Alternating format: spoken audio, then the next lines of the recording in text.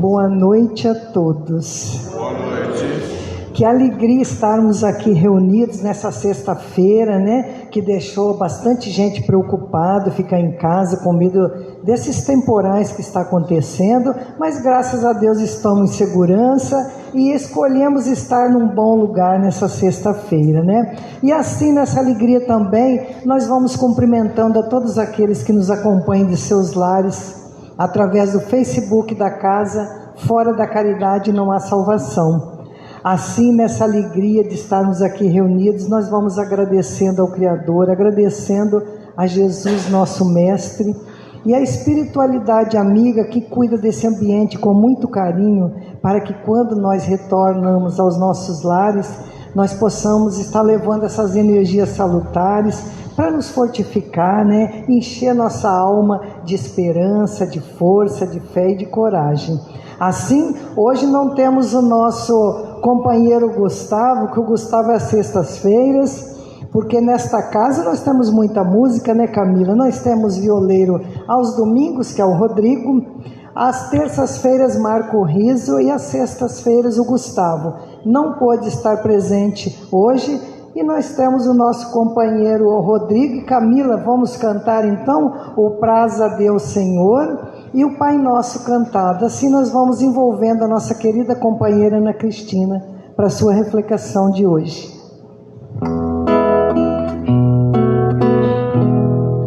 Praza a Deus que a sã doutrina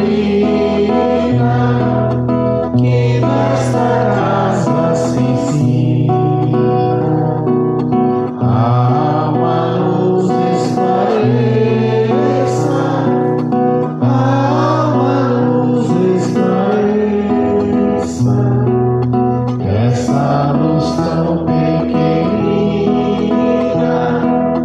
essa graça divina, até que enfim resplandeça, até que enfim resplandeça. A alma é como diamante, sendo polida brilhante, em bruto não luz não brilha, em bruto não luz não brilha, não se distingue na terra, não descobre a luz que cerca, não mostra de quem respira, não mostra de quem respira.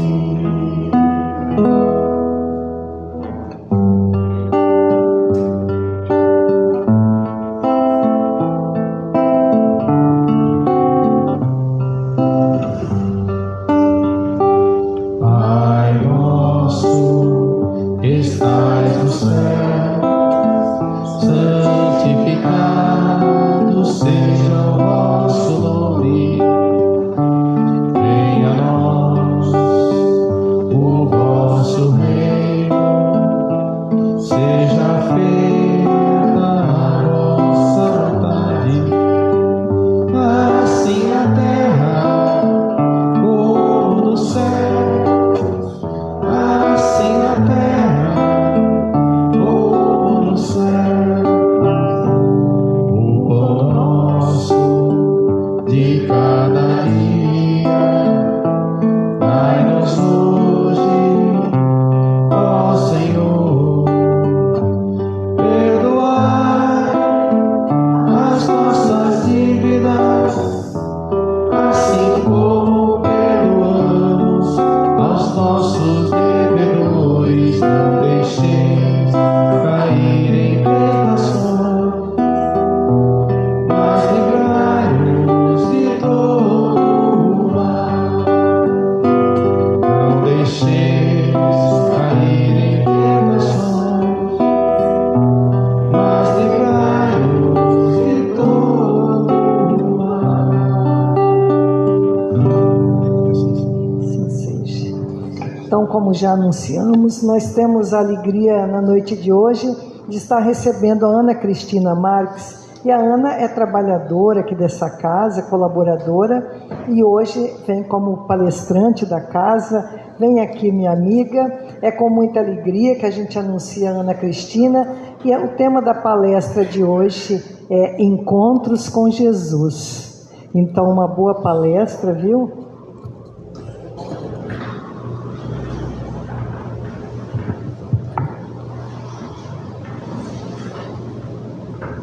Que os nossos encontros com Jesus possam nos trazer paz, harmonia e serenidade. Assim eu cumprimento vocês aqui no Salão do Fora da Caridade, Nossa Salvação, e os nossos amigos internautas nas suas casas. Falar em encontros com Jesus. Durante a passagem de Jesus aqui na Terra, quando ele esteve encarnado entre nós, porque ele continua desencarnado, mas conosco, nos dando força, coragem. Então ele está sempre do nosso lado, nos dando essa coragem e essa força.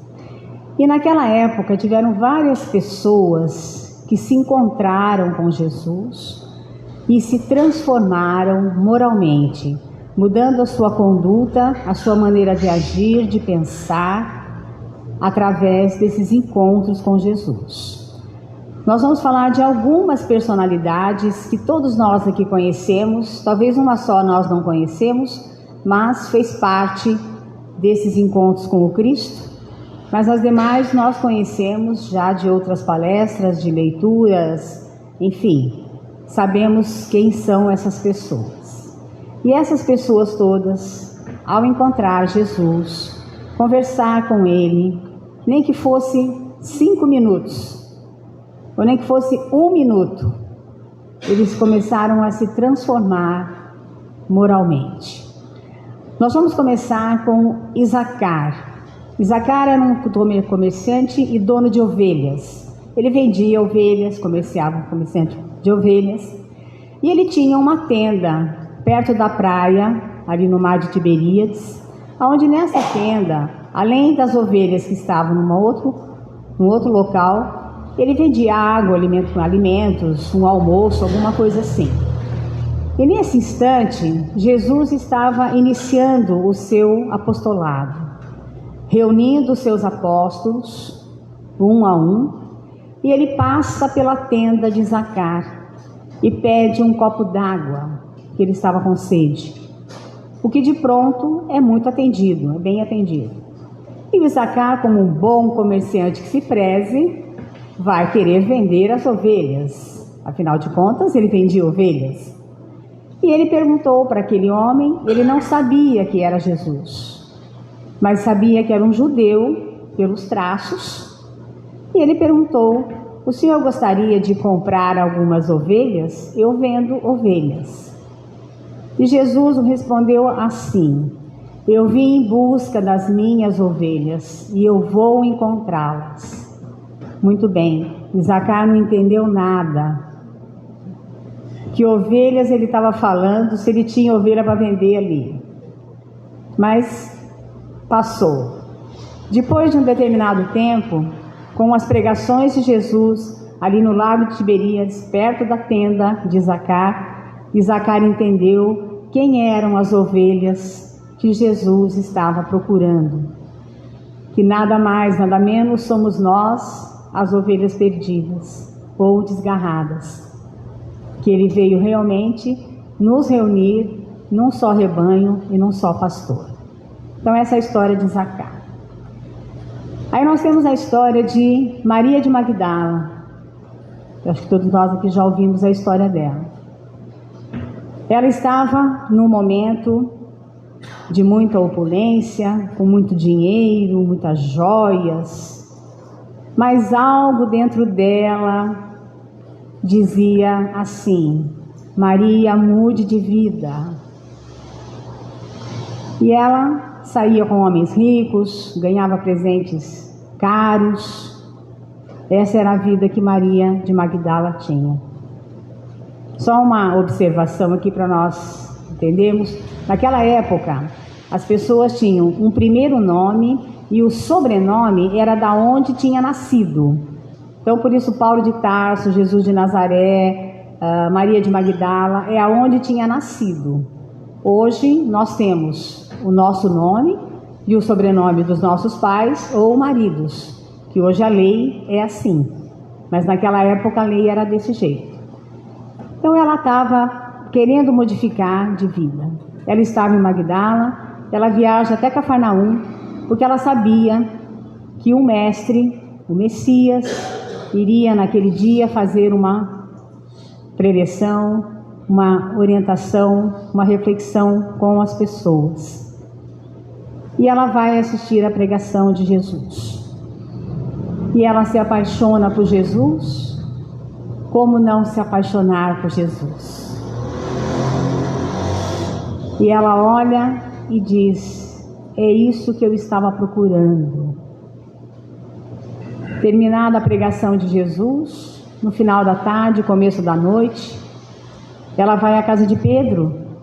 Quando Jesus estava em Cafarnaum, ele ficava na casa de Pedro. E Pedro, ao vê-la chegar, pela questão do preconceito, ele fala assim: mas ela vai conversar com o mestre? Ah, não vai não vou deixar. Mas aí Jesus vem e fala assim: ela vai conversar comigo. E senta para conversar com ela.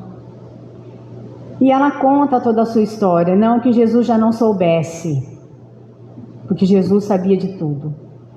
Mas ela conta a sua história e conta essa vontade de mudar, essa vontade de se modificar de alguma maneira. E ele fala para ela: você vai se modificar sim, mas eu vou te dar uma orientação. Quando você mudar de vida, continue seguindo a boa nova. Continue seguindo o que Deus nos trouxe. Olha a humildade de Jesus aí. Ele poderia ter dito assim: olha o que eu trouxe. Olha o que Deus nos envia. E ela então deixa Jesus ali, vai para sua casa, volta para Magdala. Mas ela já não tinha mais para onde ir, vamos dizer assim. A fama na cidade já tinha tomado conta, vamos dizer assim. Que só para nós entendermos, naquela época ela seria uma cortesã de luxo. Ela então vai a uma casa bem longe da cidade, aonde ficavam os leprosos. A lepra naquela época era uma doença muito contagiosa, não tinha nada de questão de higiene como nós temos hoje, não tinha vacina, não tinha nada. Então, se contraía, quem estivesse por perto automaticamente contraria a lepra também. Ela vai trabalhar nessa casa, ela se oferece para trabalhar nessa casa, para cuidar dos leprosos. Então, durante o dia, ela cuida com alimentação, remédio, enfim. E à noite ela fala de Jesus para eles. Nessa época Jesus já tinha desencarnado. E assim ela vai a sua vida, e ela se sentindo bem naqueles instantes, naquele momento de estar cuidando de pessoas assim e falando do Mestre. Mas ela contrai a lepra. E contraindo a lepra, não tinha muita coisa que se fazer naquela época, a não ser esperar o desencarne. Ela se trata também, e no dia que ela desencarna, ela se vê em espírito, o seu corpo físico morreu, ela se vê em espírito, sobrevoando Jerusalém, sobrevoando Magdala, e ela vê um caminho, e ela começa a seguir por esse caminho. Isso lá longe ela vê uma luz muito forte. E quando essa luz fala: venha Maria, venha comigo, ela reconhece pela voz Jesus vindo a recebê-la. E ele diz para ela: venha Maria, você passou pela porta estreita. Então essa história de Maria de Magdala. A mulher adúltera. Aqui nós vamos contar a história que todos nós conhecemos da mulher adúltera, Mas tem a continuação da história, não sei se alguém sabe. Tem a continuação da história. Na época de Moisés, então nós voltamos lá no Velho Testamento. Na época de Moisés, pela lei de Moisés, uma mulher que fosse pega em adultério tinha que ser apedrejada em praça pública para servir de exemplo para outras mulheres não fazerem a mesma coisa. Ainda bem que a lei mudou. Que bom. Ninguém mais vai ser apedrejado. Mas não vai cometer adultério também não, gente. Não é assim também. Muito bem. Trouxeram essa mulher para Jesus, vários homens, dizendo que ela tinha sido pega em adultério. E eles estavam com as pedras na mão, prontos para atirar na mulher. Mas Jesus, como sabia de tudo, e sabia já o que ia acontecer, ele estava sentado, começou a escrever na terra, assim, corrupto, adúltero, desviou dinheiro público. E os homens foram lendo aquilo e foram se identificando, que ninguém era santo ali, né? Foram se identificando, soltaram as pedras e foram saindo, os mais velhos primeiro, depois os mais novos. Ficou só Jesus e a mulher. Jesus olhou para a mulher e disse assim: mulher, alguém te condenou? Vamos só parar um pouquinho para a gente explicar essa questão de por que Jesus chamava as mulheres de mulher e não pelo nome. Jesus chamava as mulheres de mulher por um momento carinhoso, por um momento amoroso que ele tinha por todas as mulheres. Não é que ele não gostava dos homens, mas ele tinha um carinho muito grande pelas mulheres. No entanto, se nós lembrarmos no dia da crucificação, no horário da crucificação, estava João, Maria de Magdala, outras mulheres ali. E o que Jesus diz para João e para Maria? Primeiro ele diz para João: João, aí está a sua mãe. E ele olha para Maria e diz assim: mulher, aí está seu filho. Mas no sentido carinhoso. Por isso que ele disse para a mulher adúltera: mulher, alguém te condenou? E ela responde: não, Senhor, ninguém. Ele diz: eu também não te condeno. Mas, tem um mas aí. Vá e não peques mais. Ou seja, não cometa o erro novamente, para que não te aconteça coisas mais ruins do que já tinha acontecido. Ela vai embora, Jesus vai embora, e aí vem a segunda parte da história, que consta no livro Pelos Caminhos de Jesus, de Divaldo Franco, pelo espírito Amélia Rodrigues. Amélia Rodrigues foi uma escritora, uma poetisa baiana, que se manifestava através de Divaldo. Neste livro tem a continuação da história no capítulo chamado Reparação. Muito bem, essa mulher também não tinha muito lugar para ir. E naquela época, a mulher dependia totalmente do homem. Primeiro dependia do pai, aí casava, dependia do marido. Se o pai e o marido morressem e ela tivesse irmãos, mesmo sendo mais novos, dependia deles. Era a lei da época.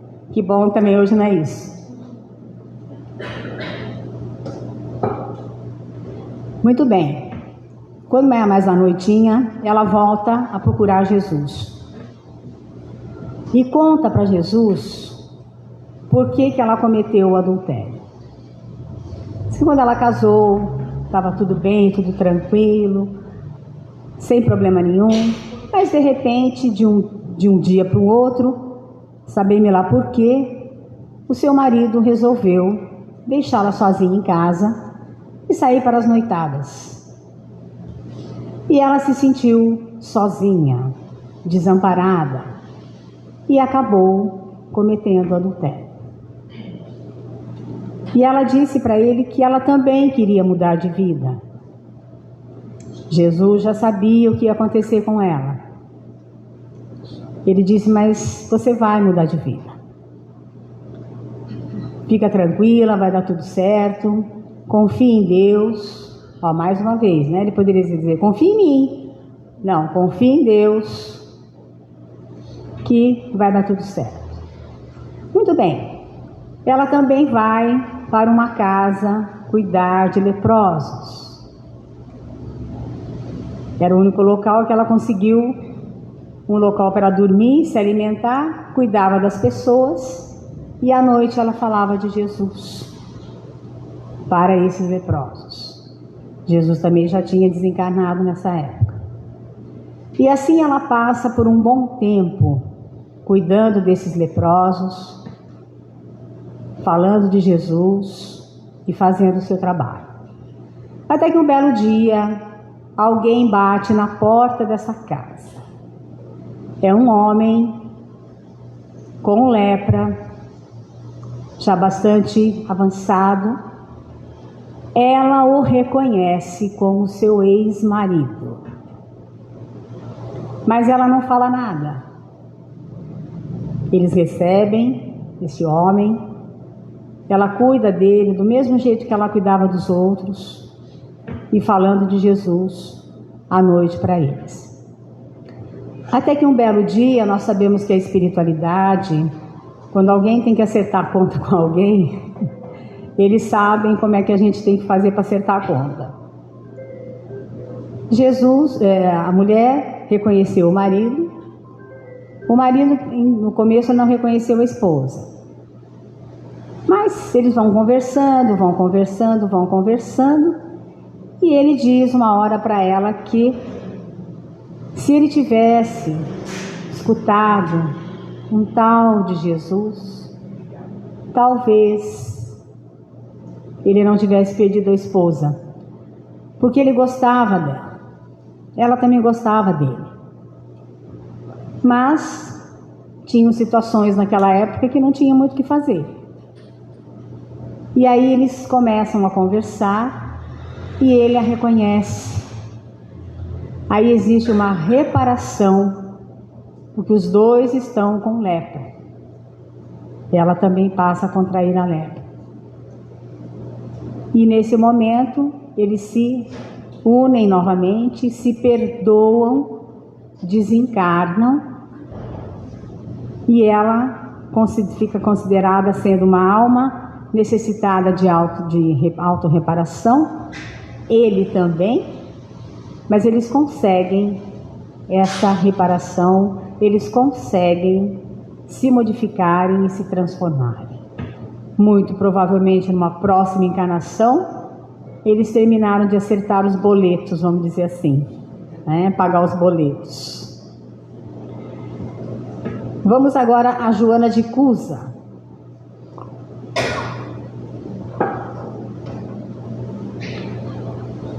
Joana de Cusa era casado com Cusa, um alto funcionário do governo romano de Herodes Antipas. Joana começou a assistir às pregações do Cristo e também se apaixonou por Jesus. Mais uma vez, quem é que não se apaixona por Jesus? E ela ouvia as pregações, mas o seu marido, como sendo um alto funcionário do governo romano, ele adorava os deuses de pedra, porque na Roma antiga, na Grécia antiga, tinham os deuses de pedra. Eram deuses relacionados com agricultura, pecuária, estrela, mar, céu, terra. Cada objeto ou cada local tinha um deus. Eles pediam sim para esse Deus. Se nós voltarmos no livro há 2000 anos, do nosso querido Emmanuel, que é o Publius Lentulus, ele também tinha os deuses que eles adoravam. Mas Joana entendia que aqueles deuses eram de pedra. Como é que eles poderiam ajudar alguma coisa? Mas as pessoas que têm fé acreditavam. E as coisas fluíam. E ela foi conversar com Jesus. E disse: mestre, meu marido, eu gostaria tanto que meu marido começasse a vir aqui ouvir o Senhor, ver o que o Senhor fala. olha a orientação que o senhor passa, mas ele não vem. Jesus olha para Joana e diz assim: Joana, existe só um Deus e só uma fé que nos leva ao amor a esse Deus. Vou lá mais uma vez, Jesus não falava dele. Ele podia falar assim: ó, existe eu que fiz o evangelho, que estou aqui. Não. Só existe um único Deus, uma única fé que nos leve a esse amor de Deus. Um dia seu marido vai acreditar, mas você continue firme. E Joana, se você tiver que dar algum testemunho em algum momento da sua vida, não se esqueça de ser fiel a Deus. Seja fiel a Deus. Ela sai de casa, nesse meio de tempo, nasce o seu filhinho, ela fica muito contente, e passado um tempo, seu marido desencarna. Ela começou a trabalhar porque ela tinha que cuidar desse filho. Então, durante o dia ela trabalhava, e à noite ela ia nas catacumbas, aonde se reuniam os cristãos para ouvir as palavras de Jesus. Logicamente, Jesus já não estava mais encarnado entre eles ali, mas com certeza estava por ali auxiliando-os. Mas numa dessas noites que eles foram para essas catacumbas, os soldados romanos entraram e prenderam todos que iam para o circo romano, ou iam para um espetáculo. Naquela época, o espetáculo era alguém ser comido por um leão, alguém ser morto num poste incandescente. Eu acho um espetáculo, por exemplo, uma orquestra sinfônica, um corpo de balé, uma boa peça de teatro. Isso é um espetáculo. Mas naquela época o espetáculo era outro. Eles foram presos, levados ao circo romano, e eles iam ser colocados em postes para morrerem queimados. Aí a gente faz uma pausa aqui, né, e fala assim: nós estamos em casa, na cozinha, fazendo alguma coisa, tal, de repente a gente corta muito levemente, só a pontinha do dedo, nós quase desencarnamos. Imagine você pegar fogo, né? Ou então queima rapidinho assim, né, no fogão ali, quase desencarna também. Muito bem, eles estavam nos postes e era passado um tipo de uma pasta preta, mais escura, que pegava fogo mais rápido. Então eles estão amarrados lá no poste e as pessoas olhavam para Joana, o pessoal lá, e dizia assim: abjura Jesus, ou seja, nega Jesus que você sai daí. Ela quieta, todo mundo quieto. E tem uma parte importante, né? Os cristãos, quando eles iam para esses espetáculos, eles iam cantando, porque aquilo talvez fizesse com que eles ficassem mais tranquilos, porque sabiam que eles iam ser mortos de qualquer jeito, não tinha volta ali. Então eles iam cantando, mas estavam quietos. E nisso um soldado, aliás, antes dessa parte, o filho de Joana olhou para ela e falou assim: mãe, por mim que sou seu filho, negue Jesus. Ela olha para o filho, fica brava com ele e diz assim: Jesus não desdenhou o seu testemunho, nem o seu sacrifício. E eu imagino o quanto Maria deve ter sentido ao ver o seu filho ser crucificado. Mas ela estava ali e foi forte. Então nós vamos ser fortes também. Nisso um soldado olha para Joana e diz assim: esse seu Jesus só te ensinou a morrer? E ela, já em chamas, responde assim: não, ele não me ensinou só a morrer, mas ele me ensinou a te amar. Eles morrem queimados. Divaldo, quando contava essa história, ele dizia que este menino que estava lá era ele. Foi uma das encarnações de Divaldo. Então ele foi filho de Joana de Cusa.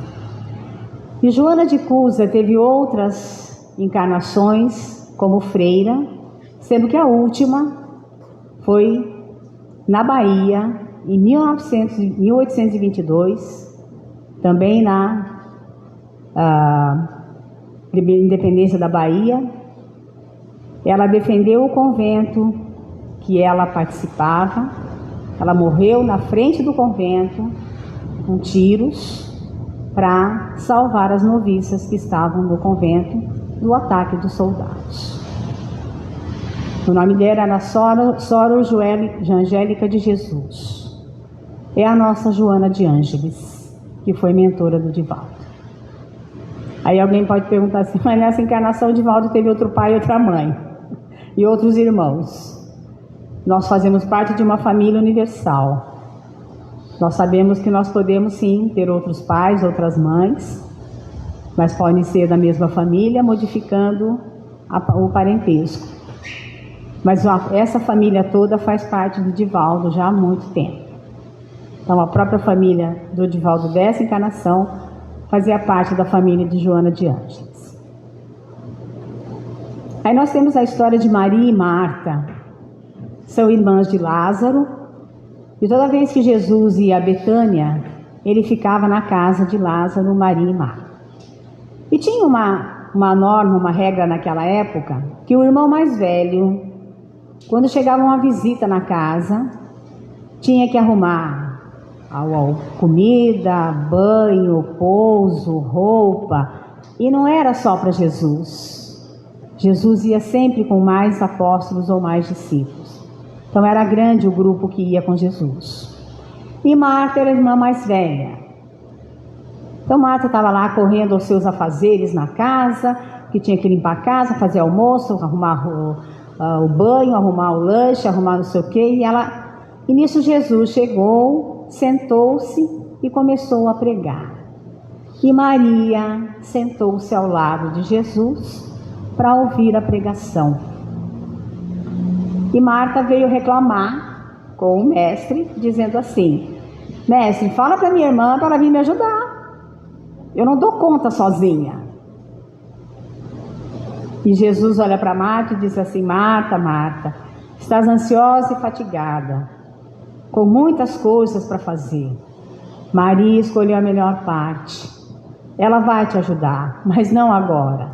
Agora ela vai ouvir o que Jesus estaria falando. Aí nós temos a história da mulher de Samaria. Quando Jesus foi a Samaria com os seus apóstolos, seus discípulos, eles chegaram na entrada da cidade, e naquela época não tinha Waze, não tinha WhatsApp, eles tinham que andar a pé de uma cidade para outra. Logicamente ficavam cansados, com fome, com sede, precisavam parar para se alimentar, para se hidratar. Não teve aí a pausa para hidratação lá na Copa do Mundo? Tinha que parar para hidratar. Jesus pede para que os apóstolos vão até a cidade para comprar os alimentos, porque ele ia ao poço de Jacó. Ele tinha uma missão ali para fazer. Só que tem um detalhe: samaritanos e judeus nunca se deram muito bem. E o que eu vou colocar aqui do que eles não se davam bem, isso hoje não acontece. Vocês vão concordar comigo que isso não acontece hoje. Eles brigavam por questões políticas e por questões de posse de terra. E isso não existe hoje. Existe? De jeito nenhum, imagina. Se existir, estaria errado. Evoluímos, exatamente, evoluímos, com certeza. Nós continuamos do mesmo jeito. Como diria minha mãe, nós só trocamos de roupa. Hoje a moda que nós usamos é essa. A moda naquela época era outra. Mas Jesus vai então ao poço de Jacó, porque ele tem uma missão ali para fazer. E lá tem uma samaritana que está pegando água para fazer o almoço, higiene da casa e tal. E Jesus pede para ela um copo d'água. Me dá uma água, me dá um copo d'água. E ela disse assim: não, eu não posso dar água para um judeu, porque nós samaritanos não nos damos com vocês judeus. E aí Jesus coloca o seguinte, que quem recebe desta água, que é daquele que nos trouxe essa água de beber, que é a água da vida, que é a água do conhecimento, passa a se transformar através da água do conhecimento, da água da vida. E se nós pensarmos, nós não podemos viver sem água. O nosso corpo é formado de água. Se nós ficarmos um dia sem tomar água, nós já começamos a ter alguns probleminhas. Principalmente quem tem 24 anos como eu. Tem uns probleminhas. Não são todos que têm 24 anos, são poucos. Brincadeiras à parte. Mas se nós ficarmos sem água realmente, nós começamos a ter problema de saúde. Mas a água que nós bebemos para a nossa saúde é diferente da água que Jesus estava oferecendo naquele momento. Mas Jesus também sabia que essa mulher era maltratada pelo seu marido. E como falamos, a mulher dependia totalmente do homem naquela época. Ele pede para que ela vá até a aldeia onde ela mora, traga as pessoas que estiverem ali e traga o seu marido. As pessoas foi fácil levar. O seu marido relutou bastante, mas foi. E ao chegar, ele olhando para Jesus, e Jesus falando da água da vida, da água do conhecimento, ele se transforma, passa a tratar a mulher bem melhor do que tratava antes. E tanto ela quanto ele se transformam. E ela continua sendo uma mulher perseverante. E o seu marido a tratando bem melhor. Simão Cirineu. Simão Cirineu foi um homem que carregou a cruz de Jesus por um período pequeno, vamos dizer assim. Ele chegou até o mestre já estava bastante machucado, carregando aquela cruz pesada, mas ele sabia que ele tinha que ir até o fim. Nisso Simão Cirineu chegou, tirou a cruz dele. Foi difícil porque os soldados romanos estavam ali por perto e ninguém deixava chegar perto de Jesus, mas ele conseguiu. Tirou a cruz, carregou a cruz e abraçou Jesus com o seu outro braço. E sussurrou no seu ouvido que ele tinha uma filha de nome Ruth, que estava muito enferma e que os médicos não estavam conseguindo sarar a filha dele com qualquer medicamento que fosse dado. Ele sussurra só no ouvido de Jesus, Jesus não fala nada. Ele pega a cruz de novo e continua até o Calvário. Quando Simão Cirineu chega em casa, sua filha está curada. Olha a questão vamos dizer assim, desse amor do Cristo por todos nós. E naquele momento, ele poderia simplesmente ter falado assim, eu vou morrer mesmo, não vou fazer mais nada. Não, ele curou a menina ali naquele percurso. Francisco de Assis. Se nós estamos em Francisco de Assis, já estamos em 1200. 2026 está pertinho. A gente chega já em 2026. Francisco de Assis era filho de um comerciante muito rico. Teria uma vida de rei, de príncipe, vamos dizer assim. Mas ele larga tudo para seguir o Cristo. Ele larga tudo. O pai fica muito bravo, a mãe não podia abrir muito a boca também, fica preocupado pelo filho, ele era filho único, fica muito preocupado, mas ele sai da casa dos pais sem nada e vai seguir os passos do Cristo. Ele era uma pessoa que era muito procurada por todos. Ele dava atenção a todos, como Jesus fazia. Ele era amoroso, caridoso, gostava de conversar com as pessoas e adorava os animais e as aves. Por isso que o dia 4 de outubro é considerado, comemorado, o Dia dos Animais, porque é dia de São Francisco de Assis. E dia 5 de outubro é dia da ave. Então colocaram duas datas muito próximas com relação a Francisco de Assis. E ele entendia que só o amor de Jesus é que ia fazer com que todos nós fôssemos para frente.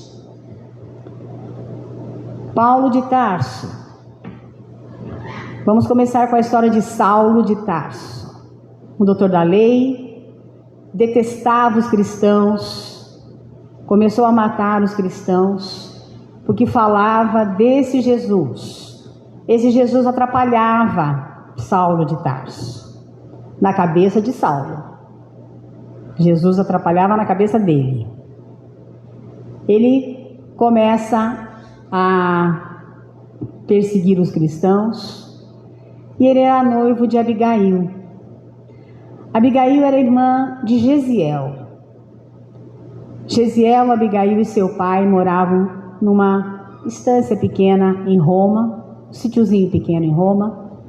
Mas o pai de Abigail e de Gesiel tiveram um pequeno probleminha com os romanos. E naquela época ter problema com o romano era problema. E era problema grave, porque eles matavam. E eles tiveram uma discussão, o pai teve uma discussão com os soldados acabaram colocando fogo na propriedade dele, o pai acaba desencarnando. Gesiel acaba saindo do local, indo para uma outra cidade e troca de nome para o nome de Estevão. Quem não leu Paulo e Estevão, leia. Quem leu, leia de novo, porque toda vez que eu, por exemplo, leio, eu choro muito mais do que a primeira vez. É uma história muito bonita. E naquela época era costume trocar de nome. Mudava de cidade, mudava de profissão, mudava alguma coisa, trocava de nome. Então, Gesiel trocou o nome para Estevão. E começa a falar de Jesus para as pessoas. Mas esse Estevão chega nos ouvidos de Saulo de Tarso. Quem é esse Estevão que está falando de Jesus de novo? Vou pegá-lo. E realmente ele coloca-o para ser também apedrejado e chama a sua noiva para ver o espetáculo. Mas ele não sabia que Gesiel era Estevão, porque ela pedia para ele: procure meu irmão, procure Gesiel. E ele falou que ele ia procurar, mas ele não sabia. E quando Abigail chega com a família que a cuida depois da morte dos pais, do desaparecimento do irmão, quando ela vê o irmão e ela reconhece, Saulo não tinha mais como voltar atrás. E Estevão é apedrejado. Mas antes, ela consegue falar com seu irmão. E o seu irmão olha para ela e diz assim: fique com seu noivo, obedeça o seu noivo. Mas aí acontece que ela fica doente, muito doente.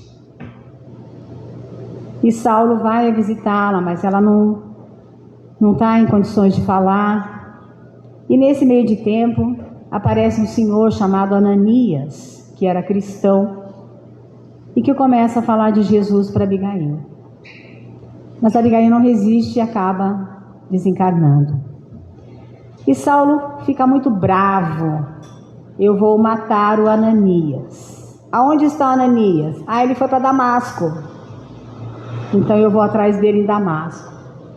Vai com 3 amigos, atravessa todo o deserto, e na entrada de Damasco, uma luz muito forte aparece e a célebre frase: Saulo, Saulo, por que me persegues? E Saulo pergunta: quem és tu? E ele diz: eu sou Jesus. Saulo cai, fica completamente cego, que realmente a luz de Jesus, acredito que nós também ficaríamos cegos. E ele fala: o que queres que eu faça, Senhor? Entra em Damasco, que vai ser orientado o que você vai fazer. Os amigos que estavam com ele acham que ele não está batendo muito bem das ideias, porque passou pelo sol do deserto, ele não estava falando coisa com coisa, não estava enxergando. Então eles acham que alguma coisa estava errada ali. E eles vão a uma hospedaria e perguntam para o dono da hospedaria se tem alguém que poderia ajudá-lo, seu amigo, porque ele não estava muito bem. O dono da hospedaria: tem sim, tem um senhor aí que chama Ananias, eu vou chamá-lo. Ananias vem, se apresenta a Saulo. Ananias conhecia Saulo. E eles começam a conversar. Depois de 3 dias, Ananias cura a cegueira de Saulo. Saulo passa a se chamar Paulo de Tarso. Ele funda várias igrejas chamadas Casas do Caminho. Por que Casas do Caminho? Porque eram chamados, os homens que frequentavam a casa e que ajudavam, eram homens do caminho. Eles andavam de cidade a cidade, levando o Evangelho de Jesus. Então ele fundou várias casas, em Felinto, Creta, Tessalônia, Corinto, Alexandria, Éfeso e Antioquia. E tem uma frase que ele diz, já quase no fim da sua vida: não sou eu que vive em mim, mas o Cristo que vive em mim. Isso diz Paulo de Tarso. Ele morre em Roma e é recebido, e no livro diz que é recebido por Jesus, por Abigail, por Estevão, por Ananias, por Gamaliel, todas as pessoas com quem ele conviveu. Só que no livro destaca a cena, Jesus no meio, do lado direito de Jesus está Estevão, Ananias, Abigail, Estevão, Ananias e Gamaliel. Do lado esquerdo está Abigail. Por que do lado esquerdo? Porque o nosso coração fica do lado esquerdo. Abigail e Saulo ainda teriam uma nova chance de serem felizes. Leia o livro que vocês não vão se arrepender. Estamos terminando, pessoal. Pedro, um dos apóstolos de Jesus. Numa das conversas de Jesus com Pedro, Jesus pergunta para Pedro: Pedro, tu me amas? Pedro responde: claro, Senhor. Jesus dá um tempo, pergunta de novo: Pedro, tu me amas? Sim, Senhor, eu amo, Senhor. Ele dá mais um tempo, na terceira vez ele pergunta: Pedro, tu me amas? Pedro fica bravo, como dizendo assim: claro que eu amo. Por que ele está perguntando de novo? Claro que eu amo, Senhor. Eu amo, Senhor. Não, porque você vai me negar 3 vezes antes do galo cantar. Não, Senhor, imagina, eu não vou fazer isso. No dia da crucificação de Jesus, Pedro está passando por ali por perto. Um soldado pergunta para ele assim: você conhece esse homem? Não, nunca vi. Você não era discípulo dele? Não, nunca fui. Mas ele ia sempre na sua casa? Não, ele nunca foi na minha casa. Nisso o galo canta. E ele lembra por que Jesus perguntou se ele amava 3 vezes. A partir daí, Pedro começa a fundar em Jerusalém a primeira casa do caminho, que vai recolher todas as pessoas que necessitam, vai estudar os pergaminhos que os evangelistas escreveram sobre Jesus, porque Jesus não deixou nada escrito. Jesus só falou. Mateus, Marcos, Lucas e João é que escreveram os evangelhos, o que Jesus falou. Pedro não media esforços para a palavra do Cristo. Aonde ele estivesse, ele falava de Jesus. E assim ele viveu, ele morreu, ele foi condenado a ser crucificado também. Ele pediu para ser crucificado de cabeça para baixo, porque ele dizia que ele não era igual a Jesus. Muito bem, pessoal.